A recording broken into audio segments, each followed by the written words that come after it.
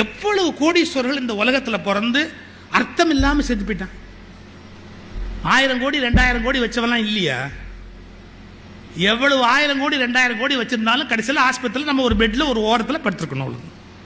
நீங்க 3 பெட்ரூமோட ரூம் கட்டினா கூட உங்களுக்கு ஒரு ரூம் தான். ஒரு ரூம்லயும் ஒரு கட்டில் தான்.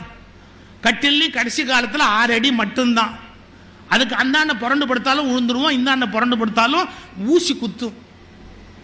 வாழ்க்கை அவ்வளவுதான்.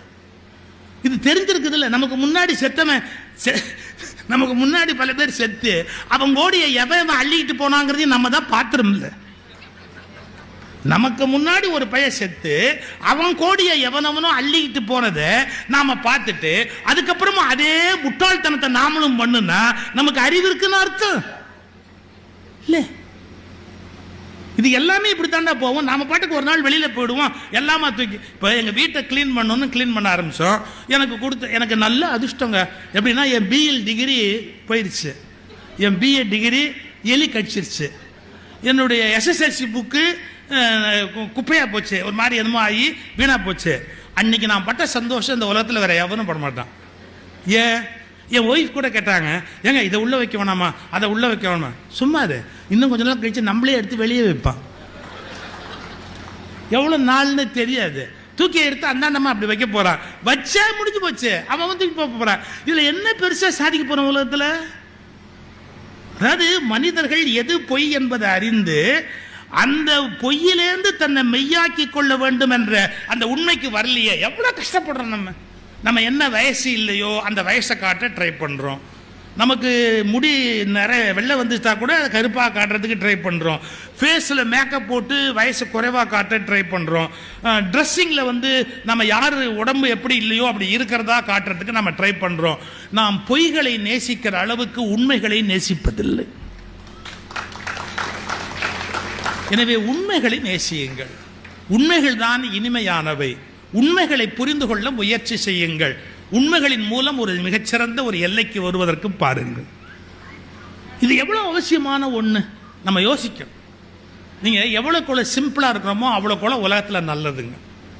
இவற்றை மனதிலே பெற்றுக்கொண்டால் அந்த ஜெகத் மித்யைங்கிற ஆழமான வார்த்தைக்குரிய அர்த்தம் என்ன என்பதை நாம் புரிந்து கொள்ள முடியும். அதன் மூலமாக ஒரு மிகப்பெரிய மாற்றத்தை வாழ்க்கையில் நம்மாலே ஏற்படுத்த முடியும் என்பதை இன்றைய சிந்தனையாக உங்களுக்கு சொல்லி, பொய்யிலே பிறந்தாலும் பொய்யிலே வளர்ந்தாலும் எது மெய் என்பதை காணும். இப்போ சொற்பொழிவு ஆரம்பிக்கும் போது மெய்யன்பர்களேன்னு வாரியார் ஆரம்பிப்பாரு. இந்த மெய்யன்பர்களே, மெய்யன்பர்கள்னா இந்த உடம்பை நேசிக்கிறவங்க அர்த்தமா? மெய்வாய் கண்மூக்கு செவி. நல்லா யோசிச்சா இந்த உடம்புக்கே மெய்யின்னு பேரே ஒழிய அது உண்மை இல்லைங்க. இந்த உடம்புக்கு மெய்யின்னு பேரே ஒழிய அது உண்மையா?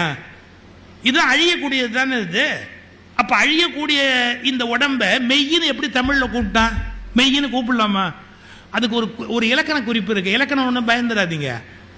புலவர் கீரன் ரொம்ப அழகா சொல்வார், சிம்பிளா சொல்வார். தெருவில் ஒரு அம்மா விளக்குமாறு வித்துக்கிட்டு போகுது. விளக்குமாறு வித்துக்கிட்டு போறோமா, நம்ம வீட்டை தாண்டி 4 வீடு தள்ளி போயிடுச்சு. எப்படி கூப்பிடுவீங்க? எப்படி கூப்பிடுவீங்க? சரி, அந்த அம்மாவோட பேர் தெரிஞ்சு பேர் சொல்லி கூப்பிடுவீங்களா? பேர் சொல்லி நீங்க மட்டும் கூப்பிட்டுட்டீங்கன்னு வச்சுங்க, வீட்டுல விளக்குமாறு பிஞ்சிடும். எவ்வளவு தெருவில் போறா, அவ பேர் உனக்கு எப்படியா தெரியும்? யாரோ தெருவில் போறா, அவ பேர் உனக்கு எப்படியா தெரியும்? கேட்பாளா இல்லையா? இப்ப விளக்குமாறு பிச்சு போவது நல்ல கவனிங்க. அதுக்கு தானியாகு பெயர்னு பேரு. தானியாகு பெயர்னா என்ன அர்த்தம்னு கேட்டா, ஒருவர் எதை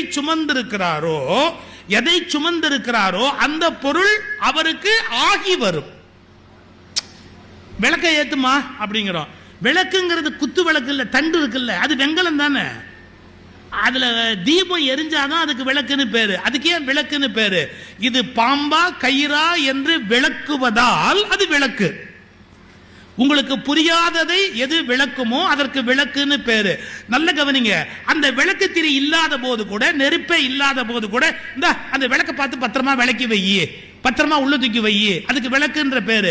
விளக்குன்னு அதுக்கு பேர் வந்தா கூட அது விளக்கு அல்ல, உள்ள இருக்கிற தீபம் தான் விளக்கு.